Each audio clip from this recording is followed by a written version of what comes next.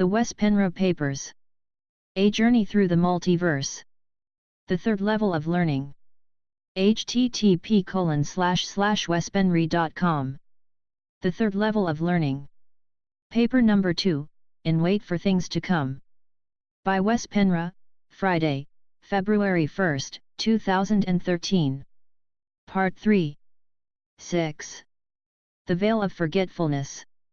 This term comes from R.A. This is similar to what I have said about the grid and the amnesia trap in earlier papers. The difference is that R.A. sees this veil as necessary for us to experience 3D.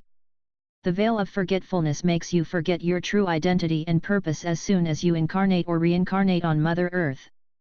They say it's a space/time phenomenon and does not exist in time/space. This means that you only forget when you are in an incarnation, in a body, but between lives, time/space, you do remember. I wholeheartedly agree with this, as I have come to even newer conclusions regarding afterlife than what I had in level I and II. I will dedicate another whole paper on the subject later in this level. When asked why this veil has to be there, R.A. explains that without the veil there would be no potentials for misunderstanding, and thus no experience. And here is the interesting stuff. R.A. admits that the veil is a separation between the conscious mind and the unconscious mind, which is dream state, and that it was purposely put there so we could have this experience. Well, put there by whom? Not the Orions, who created 3D, that is for sure. They wanted mankind to have their memories intact so we could experience 3D in one go and then move on. No, it was created by the SA to be the basic part of the control system. For some reason, R.A. is not mentioning this. Something to keep in mind. However, R.A. does explain that there was a time before the veil.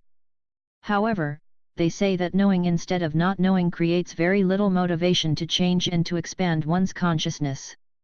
There are very few catalysts and the evolution is compared to that between a turtle and a cheetah. However, once they realize that we are all one, these beings climb quickly to the highest densities. According to R.A., the inhabitants of such planets were Sto, and this was in the beginning of this octave. It only happened on planets close to the galactic center, where the beings still had memories from the previous octave they had ascended from. However, when it became clear how slow the progress became in this octave without a veil, one such was created and has been present ever since on any developing planet, according to R.A. This seems like good logic, unless we are aware of that there are two different universes, the 4% and the 96%. The purpose from the beginning was that 96% beings, those who were of, or had access to the KHAA, the 96%, should be able to experience the material universe if they so desired. It was supposed to be something fun and educational. Non-physical beings could take a physical body and experience the third dimension while still being multi-D. In other words, they were able to come and leave bodies at will. It had nothing to do with long learning experiences, it was like high spirit going on vacation by descending into matter. There was no death involved, and no reincarnation, unless the spirit wanted to switch bodies, but if so, it happened with memories intact.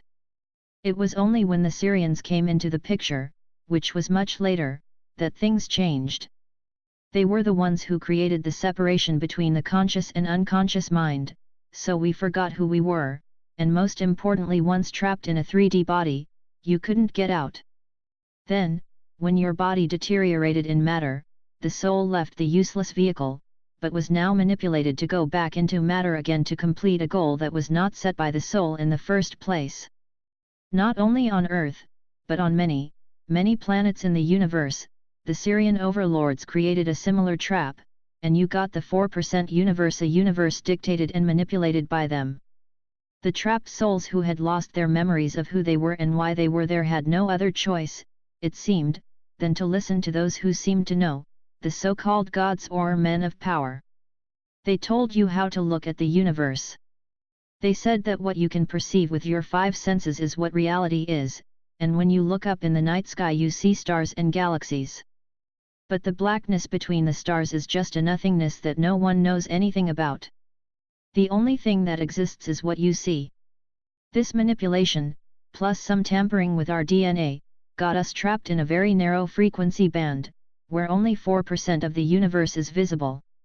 They wanted us to believe that if there really is life out there, it's so far away that we can't reach it. We became isolated. In reality, we should be able to perceive all frequency bands at will, and if we did, the universe would not be black anymore, but filled up with particles almost everywhere. It would lighten up. You would be able to perceive all dimensions, and not only the 4 lowest ones, time included. The fact that RA does not mention any of this makes me very alert. That means that they are either only perceiving the 4% universe themselves, or they are holding back on vital information that can set us free. Or are they of the impression that mankind can only expand themselves in baby steps, and therefore the information they freely give out stays within the 4% frequency band? This could be a possibility, because the 4% universe has its own dimensions and densities. You don't have to experience all the higher bands of the spectrum to be able to travel between some dimensions and densities. This could very well be the case with RA. If they allowed us to ascend in a manner so we became multi-D right away, they are afraid we're going to be overwhelmed by all the new perceptions in the gamma spectrum, for example. If this is true, the sources we are channeling, because RA is not the only one teaching the same thing, is the slow way of becoming multi-D, one little step at the time, while the way I want to do it, based on material from anonymous sources, the Pleiadians, Seth, and a few more, is the faster way, but still safe. I would not want to take the channeled ascension route when I can do it in a much faster way. This will be obvious the more you read, and especially after you have read the book I'm going to write after I'm done with this level of learning. So, if this is close to how the sources think, and they want to help us through the ascension process in something they call the harvest, that would sound benevolent enough, wouldn't it?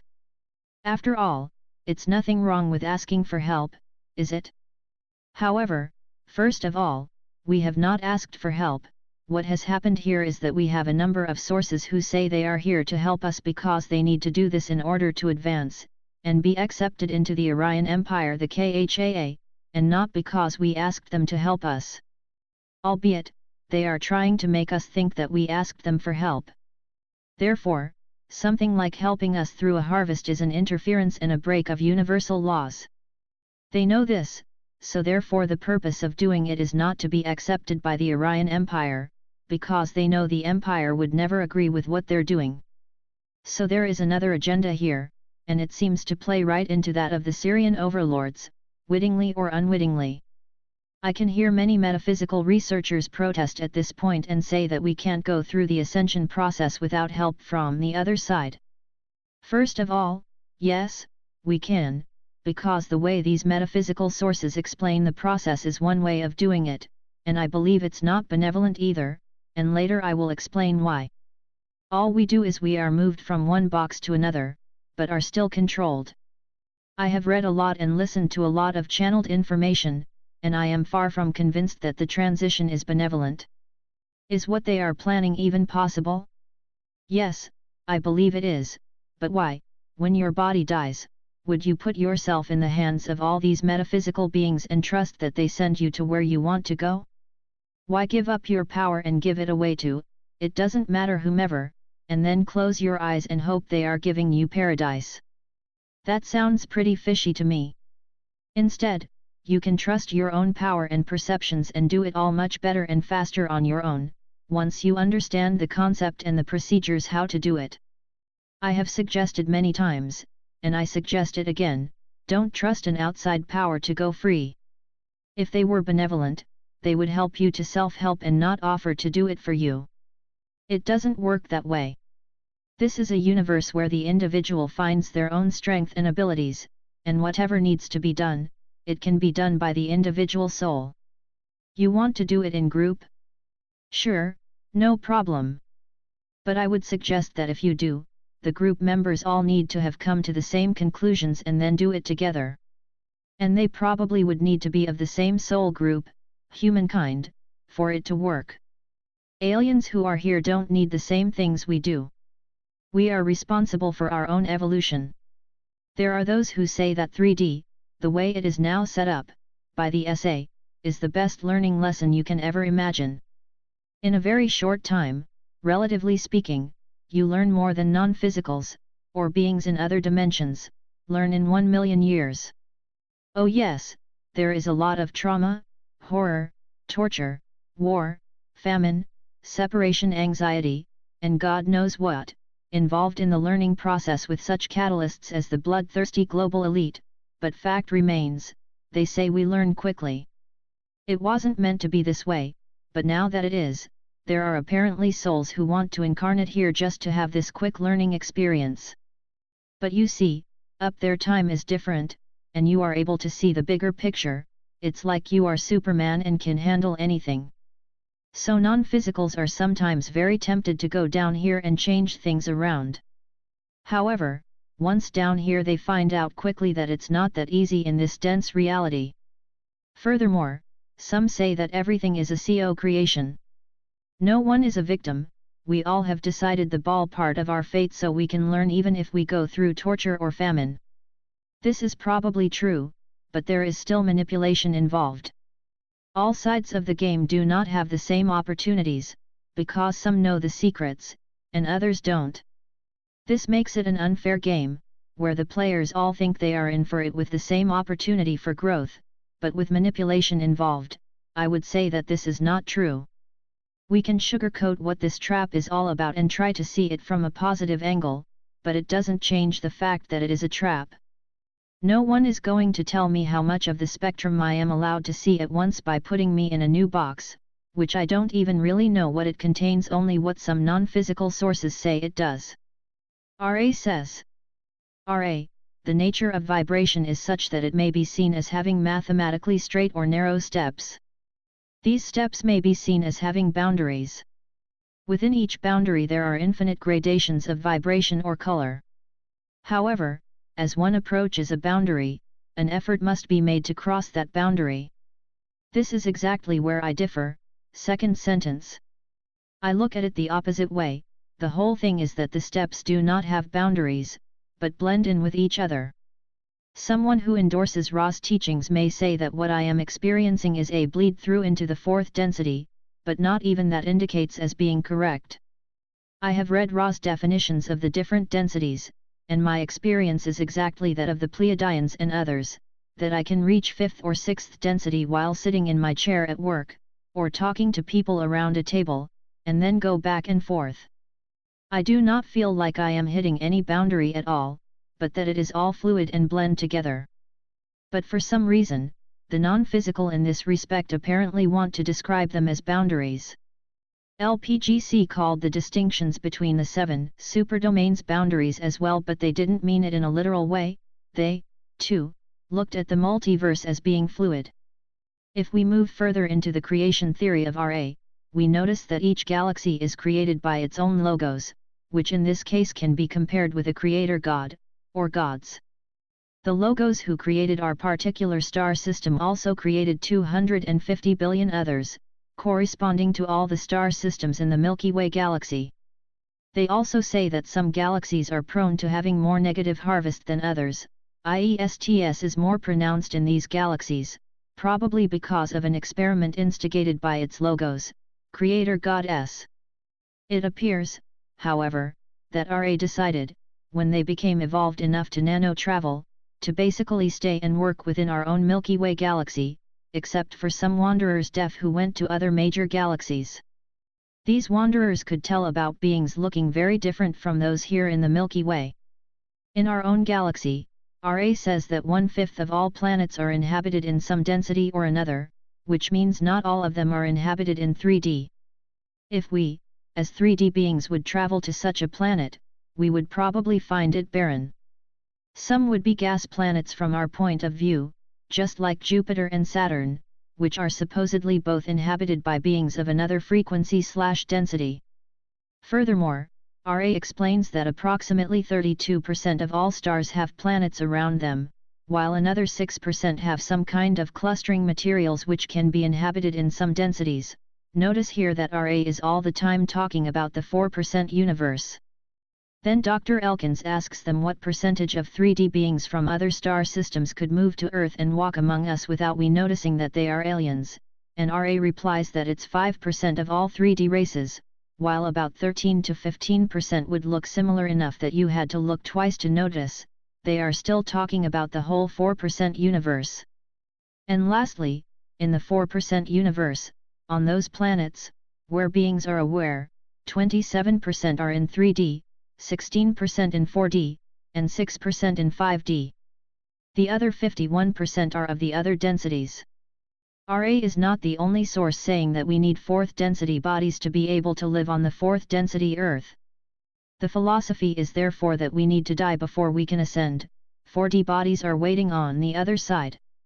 Also, those who don't qualify will thus at that time be sent to a 3D planet somewhere else. So, according to Ra's hypothesis, no one is going to come here and beam anybody up in spaceships.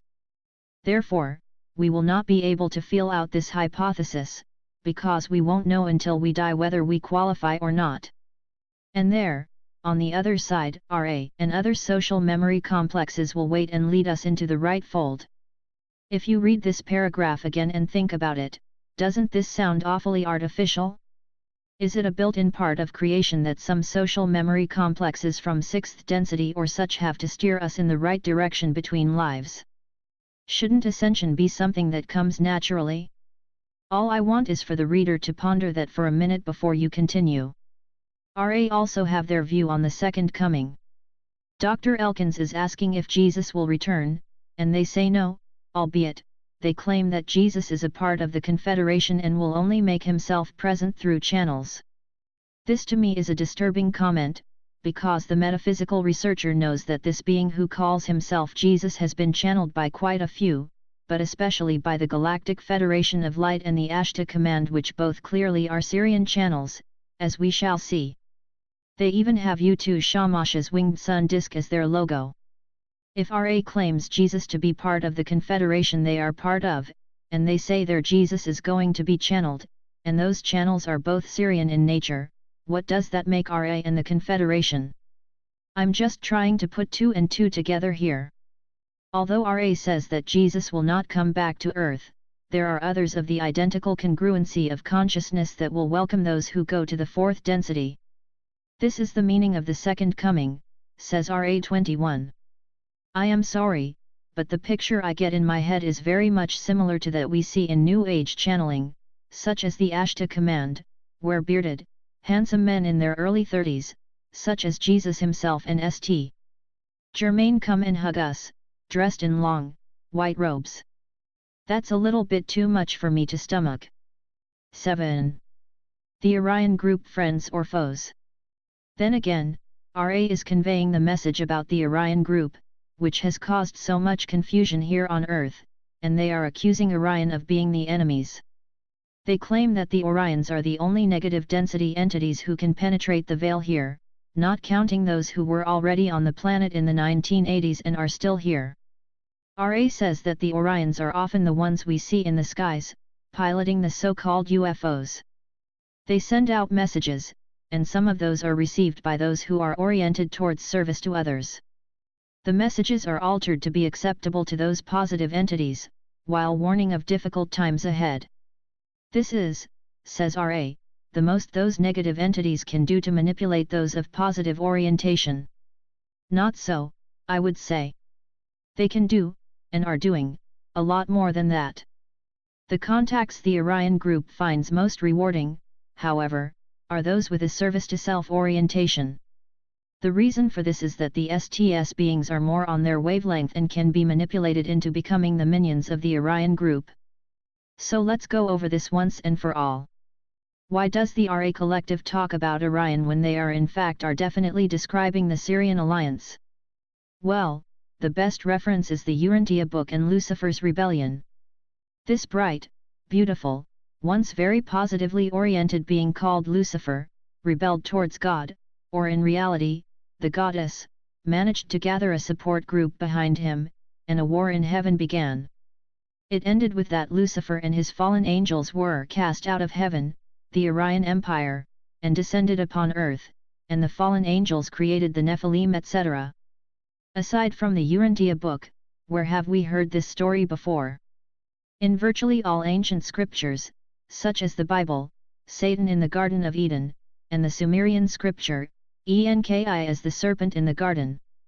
I am saying in my papers with great emphasis that Enki is not Syrian but from Orion. He is the son of the goddess and her brightest angel. He is Lucifer. In his rebellion he gathered around him the Syrian overlords and the Pleiadians, the former whom had earlier signed the peace treaty with the goddess, see level 2, and from there on were considered members of the Orion Empire. Hence, Lucifer and his fallen angels also became known as the Orion group, the faction of Orions/Aryans who rebelled against the goddess. There lies the confusion, and most possibly the main reason why Orion has such a bad reputation here on Earth, described as shape-shifting reptilians by researchers as Ick and quite a few others. But Orion, dear reader, is our original home, and they are not our enemy. However, there is a group or a faction of Orions, who have created a bad reputation about the whole Orion Empire. Hence, I want to distinguish between the Orion Empire and the Orion group, by still calling the Syrian/Pleiadian/Orion group the Syrian Alliance, although they were led by an Orion being, Enki or Lucifer. So those who say they channel Enki and have positive experiences with this being are, I'm sorry to say, manipulated and deceived. In certain terms, Enki is worse than Enlil, and the Bible is correct when it labels Enki/Ea/Lucifer as Satan. Yahweh/Jehovah was a composite of beings, none of them benevolent, and two of those beings from this composite were the step-brothers, Enki and Enlil. Another was Anu himself, the king of kings back at Sirius. This is the reason why the Cassiopeans and others call the bad guys the Orion group. The Cassiopeans, however, are more to the point, talking about this group, while on the other hand they also say that the cradle of humanity is in Orion and not in Lyra. I wrote a whole paper on Lord Enki, the cosmic vampire, in level 2, but now in level 3 it's time to bring it to a close and tell the reader who Enki really is. He has done a great job with convincing people here on Earth how good he was, by saving mankind from the deluge by talking to Utnapishtim, Noah. Yes, Lucifer saved mankind, but not out of compassion, but in order to control our planet, its inhabitants, and to eventually build an army to overthrow the goddess of the universe. This is Enki's real face. He is still Lucifer, the rebellion. So, in other words, the RA collective is correct when they label the negative entities the Orion group. In Ra's own words. Question: windows occur to let the Orion group come through once in a while. Are they needed as a balancing to prevent the Guardians from reducing their positive polarization by totally eliminating the Orion contact through shielding? B1, 150. RA, this is partially correct. Balancing allows an equal amount of positive and negative influx. In your particular planetary sphere, less negative information or stimulus is necessary than positive due to the somewhat negative orientation of your social complex distortion. B1, 150. Statement, by questioner: in this way, total free will is balanced so that individuals may have an equal opportunity to choose service to others or service to self. Is this correct? RA, this is correct. B1, 150. Statement, this is a profound revelation, I believe, in the law of free will. B1, 150. So, in other words, according to RA, there is a council located in the rings of Saturn, in a higher density, which has decided together with the Guardians, who are supposedly a group of entities living in the center of the Earth, equally in a higher density, to put a quarantine around Earth so that the Syrian Alliance, the Orion group, normally can't enter, in order to create a balance between good and evil, STO and STS. Humankind is polarized towards STS, so we need more positive influence to have a fair choice. Therefore, the Syrians who are not here on the planet already, are kept out with the help from those who maintain the quarantine. However, sometimes there are windows in the quarantine, which allows some Sirians to come in. In my opinion, though, the Sirians have no business here whatsoever. However, and here is the interesting part, many say that the quarantine now has been lifted. So we may ask ourselves what this really means. The people who tell us this see it as a positive thing, because we can now supposedly travel out in space, and easier communicate with positive ETS, etc. But if we are to believe RA, it basically means that the Sirians can come in here in droves if they like. And isn't that exactly what I have said that they are doing? Isn't this the reason why Sirians like U2 Shamash came through the quarantine window a couple of years ago and started preparing for the rest of his kind to come to Earth? Some of them have already arrived and now occupy human bodies here on Earth, but the main preparation and the opening of the stargates in conjunction with a lifted quarantine will pave the way for the rest of the gang to arrive. We are here talking about the invasion, Phase 2, which we shall discuss in much detail in later papers. In other places in the material, RA explains pretty well what the Orion group, i.e. the Sirians, did. RA, the Yahweh group worked with those living on Mars 75,000 years ago to make the body bigger and stronger through a new genetic coding. B1, 174. However, the Orion group were able to use this distortion, larger body, to teach the thoughts of the elite. Those of the Orion group were able for the first time to make serious inroads upon the consciousness of the planetary complex. B1, 175. Question: what allowed the Orion group to succeed at this? RA, those who are strong, intelligent, etc. have a temptation to feel different from those who are less intelligent and strong. This allowed the Orion group to form the concept of the Holy War, as you may call it. This is a seriously distorted perception. There were many of these wars of a destructive nature. B1, 175. It is definitely no doubt that RA is talking about the Sirians here, and furthermore, they explain that they were the ones who built the stone monuments on the Easter Island. When Elkins asked why, RA explained that humans in that time period worshipped the Orion group as gods, and by building such monuments that represented an interdimensional force they couldn't disobey, the monuments themselves got power and were attracted to worship, and in the extension, the Sirian overlords could suck in these energies of fear and feed on them. The monuments were created by thoughts from a distance. Elkins also asks if there are anyone from the Orion group on Earth now, in the 1980s, and RA said no.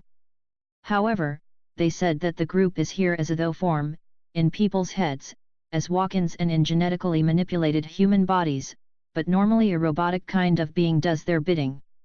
Elkins asks if these beings are the men in black, but RA says no.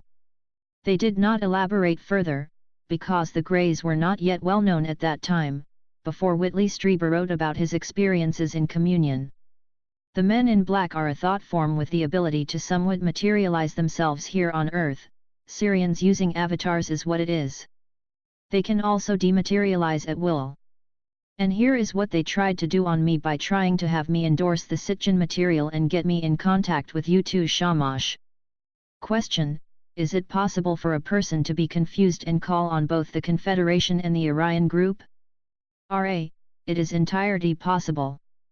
Many of your so-called contacts among your peoples have been confused and self-destructive because the channels were oriented towards service towards others, but, in the desire for proof, were open to the lying information of the Crusaders from Orion, who were then able to neutralize the effectiveness of the channel. B1, 125. Most beings from the Orion group are fifth density negative, because they are the ones who most easily can penetrate the quarantine. The fourth density beings are more like servants to the fifth, or lower in the hierarchy, if you will. But don't make any mistake about it, whether the Council of Saturn, together with the Guardians, have set up a quarantine here or not, the Orion group, the Sirian Alliance, think they own this planet and are still in charge of the Stargate and the frequency machine. They have a soul group down here who can accommodate that. And here is something to think about for those who channel entities of love and light and think that as long as everything is friendly and cozy, and the vibrations are high, we're safe. Not so, necessarily. The Syrians are master manipulators. Here is RA again. Question: why would one of us freely follow the negative entity? RA: the positive polarity sees love in all things. The negative polarity is clever. B3, 140. And lastly on this subject, they explain how the Orion group, led by ENKI, is manipulating the PTB. RA: this negative entity will strive to offer these understandings to the other selves, most usually by the process of forming the elite, the disciples, and teaching the need and rightness of the enslavement of other selves for their own good. These other selves are conceived to be dependent upon the self and in need of the wisdom and guidance of the self, i.e., the elite group. B2, 130.